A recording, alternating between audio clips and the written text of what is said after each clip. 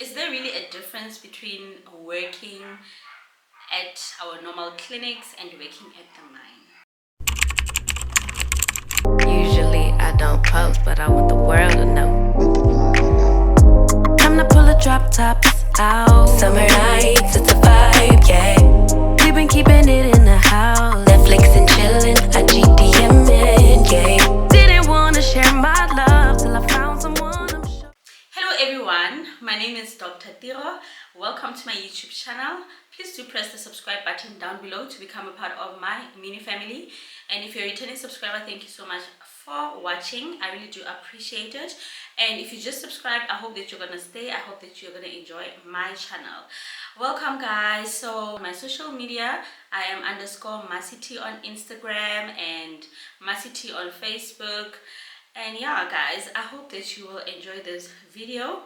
I decided to do a video about my experience working at the mine. I think it's been a year now and I really do enjoy it, so I decided to make a video about it. And later on I will also make a video about my transition from a GP to an OMP, or my journey, because I am still studying.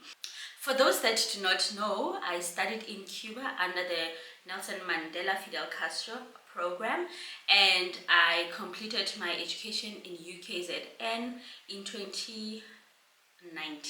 Yes, did 18 months from 2018 to 2019, and I completed and graduated.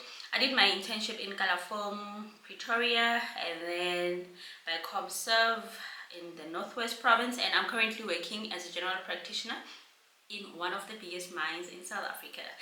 And yeah, I decided to make a video, guys. I am so grateful. I made a video I think post ComServe, when I was talking about unemployed doctors, and I got a lot of both, like mixed responses on the video. But obviously I would like to thank people that were really supportive and were understanding of what is happening currently in our country with regards to doctors being unemployed. I'm posting this video, obviously it's January, and the same cycle still goes on. If it's not me today, it's someone else tomorrow, and a couple of friends, colleagues. But that's the reality of where we are in South Africa, and we like to take moments where we appreciate, you know, the opportunity of being employed as doctors. So I'm literally gonna start by sharing how I got to work at the mine and how it has been for me so far, etc, etc. How I got to work at the mine. Well, I was post ComServe and I started applying for locums. When I was looking for job for locums, and luckily there was a locum needed in one of the clinics for the company that I work for now. So I obey. Well, my partner gave me the numbers and said apparently there's a locum doctor that's wanted there, please do apply. Guys, I only had I only had my degree, and I only had a ACLS and BLS. Yes, I only had ACLS, BLS, and my certificate. So I applied for the locum, and voila, I did get the locum with a bit of resistance, of course, and it was my first time going into private. So yeah, I went to work for the clinic for 2 months. I worked for 2 months, and then I was reshuffled to come and work at the mine. Well, the other mine, not the one that I'm working in, at the mine. And I went there, worked for a month, and my contract was done. I called again to ask if they don't have any extensions. They told me to call the other mine. I called, and then luckily I did get a post there, but also still as a locum. So I continued locuming, I think, for 3 months, and then thereafter I got a permanent post. But it was worth pushing a lot. Like, guys, I really agree with this thing of you putting yourself out there. Like, ask and ask and ask. And then I kept on asking, guys, I am doing the locum, and Clearly there's we are short of doctors here, so can we please like try to open a post for me? I kept on asking, and because I was putting in the work and I was literally putting in the hard work, well, I'm almost always at work most of the time, and I really do not come late to work. I don't miss work a lot, so yeah, those things they really counted a lot. Behavioral aspect of the kind of person that I was, and then I got the job. Is there really a difference between working at our normal clinics and working at the mine? Currently, I am working as a general practitioner at the mine. Therefore, I do see your common illnesses that we do see at the clinic. And this is also a clinic. We do call it like a hospital, but it's a small clinic. Just that we do have quite a few resources because we are a private institution. So we do see your common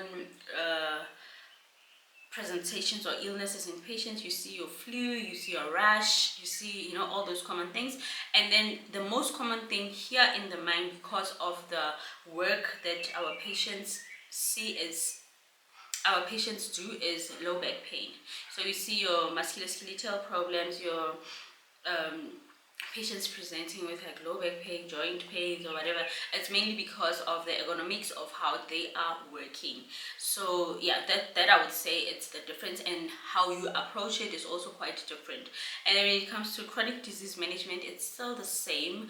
We follow the same protocols. It's just that now we have to work to try and make sure that our patients are fit enough to go and work underground. So any chronic illnesses that we see, we make sure that we manage, and we make sure that the patient is fit to go underground. So basically, we are working as the GPPHC side in liaison with the occupational health side. So when you see a patient as a GP, you have to be, at the end of the day, be able to discharge the patient, and then the patient goes to the occupational health side to go and do your fitness to work, to show that, okay, because they haven't been coming to work because of a specific illness for a specific period of time, now they are fit enough to go to underground and other parts of the mine.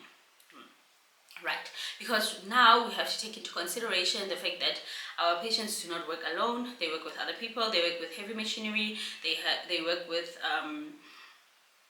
like those big tools, and that they can get harmed if they are not well, or they can harm other people if they are not well or well treated. So yeah, and then do you need a qualification? So well, when you work as a general practitioner, that's where it ends.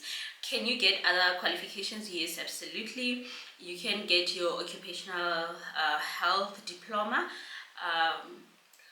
which is a 2-year course. You can get your occupational health diploma, and then now you become an occupational medical practitioner, which means you're going to deal with illnesses or illnesses related to occupational health. As a general practitioner in the mine, I do see patients on call, and mostly trauma patients. So some traumas are not related to the mine itself. It's just like maybe by the road, and we are the nearest responding hospital, clinic. I want to use the word hospital a lot because we do call it a hospital ourselves, so sorry for that. So we are the next close responding hospital institution, so we do attend to the roads by the accident, etc. Whether for patients working at the mine or patients not working at the mine. If they are not working at the mine, then we do transfer them out. And then for patients that are working at the mine, also when we do see them, we do transfer them out to a specialized institution if we cannot treat here. And then we also attend to, like any other job, like any other occupation, there can be accidents within the workplace. We do attend to those cases. So as I was saying, you also need to get your certificate. So you will get your basic life support certificate, your advanced cardiac life support certificate, your advanced trauma life support certificate. Get your PALS as well, pediatric certificate, because it's very much important for the kids. You will also like to add your ultrasound certificate, because your EFAST, during traumas you want to be able to do EFAST for your patients, to exclude internal bleeding, etc. And then you will also like to get your obstetrics certificate, because obstetric sauna, so that you can be able to see patients, because remember at the mine it's not only males, we also see females, so you need to be able to examine them, etc. How are the calls? So I used to pray a lot, especially when I was doing my second year internship. I used to pray a lot. Well, even in ComServe, I used to pray a lot because I hated doing calls. I hate 24-hour calls. They were not just like, they were just not for me. I remember I used to have an MO that used to also complain. Like, we would literally sit there by the table at night around 3 a.m. And also my colleague friend, we would just like, God, please, calls, no. So one thing that I really appreciate about the job now is that I do not do 20, like, I'm on 24-hour calls, but I am not at the hospital, so I get called only if there is an emergency for the doctor. So I think I really do appreciate that a lot, because I get to be able to be at home and be able to just drive out, because there's like a certain response time. Be able to drive out to the hospital to go and attend to a call or anything. When you are called, like when the nurse is there and they need assistance with anything, you can go there and it's not a problem. So basically we do weekend calls, and then we do during the week. It's doable. It's very much doable. You will find me complaining most of the time, because I generally just do not like doing calls, but for like, in all honesty, it's the best thing. I really do enjoy working at the mine. I didn't think I would, because I stumbled upon the mine. I did not even know that there was a mine across the road where I had been exchanged to, and I didn't expect to get a post here. I really liked it where I was working initially, because it was nice. There were nice office working environment, and yeah. So here on a day-to-day basis, what I do is clock in the morning, I go to the office, see patients. So like I said, I'm a general practitioner, so I see patients coming from specialists. I see patients that are not well on the day. I see patients that maybe post-op, or patients that are referred from occupational health. So like I said, we do lies with occupational health, so patients do come from the occupational health side with, for example, with hematuria, and then we have to come and wake the patient up, exclude whatever. When the patient is okay, then we do refer the patient back to occupational health to continue. So now for me, I really do appreciate my work. I really do appreciate it, and I do enjoy it. So yeah, that's basically a day in the life. And then when we are working throughout the day, we can get emergencies throughout the day. We go to the ER and see patients that are presenting with acute illnesses, whether medical or traumatic. At the end of the day, there's literally, like, it's just like at the hospitals where we attend to both medical and our trauma related conditions. So yeah, that's just basically what we do on a daily. I used to say I cannot even do like day in a life of a mind doctor with me going to work, because almost always it ends in the car. When I get to the office, I just sit down in front of my computer and treat my patients, and I stand up later to leave. I can be there the whole day and not having seen one patient of trauma, so just maybe your medical patients that are coming from underground not feeling well from work, they do arrive. So I decided to do my diploma in occupational medicine, occupational health and safety, mainly because I did say I enjoy my stay in the mine. So I wanted to advance myself, I really once tried to specialize, or thought of think of specializing, and it did not work out for me. So I decided, let me do this. So yeah, right now I'm really happy. I can't wait to finish, and then I can start practicing. And then in the meantime, I can also just go to occupational health and have them teach me one or two things.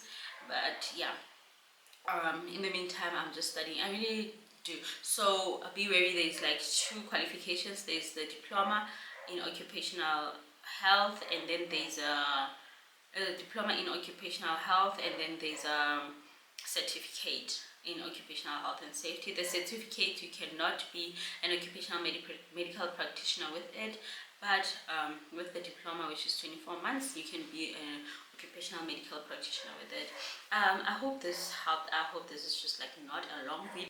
I'll see you guys in my next video, where I will be talking about my study in UCT. So yeah guys, thank you very much. I hope that my video was understandable, and that's just basically my experience. If you have any questions, please do direct them in the comment section down below.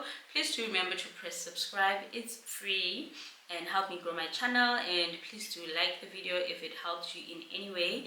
And yeah, I will answer to any questions that you ask, whether in the comment section, or I will make a video where then I can elaborate quite well on the questions that you'd be asking. I really appreciate it. Thank you guys. Thank you very much for watching. Bye.